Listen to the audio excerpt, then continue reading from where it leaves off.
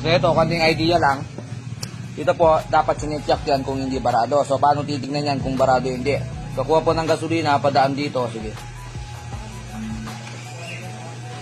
Ngayon o, barado o.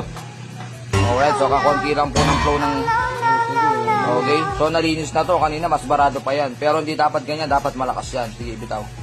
Ayun, dapat gano'n ng pullback kagaya ng isa. O, ito, alos wala po. Ayun o. Ayun o. Yun, talagang lumilipad pa. Ito, alos wala. Okay, so lilinisin lang yan para mas maganda yung circulate ng langis sa safety. Mga timing gear, campalower, rocker, lance, push rod. Alright, so lilinisin before and after.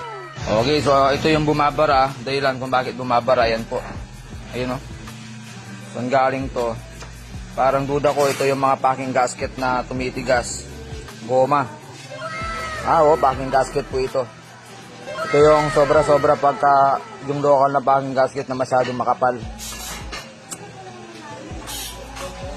Ayun o, goma na tumigas.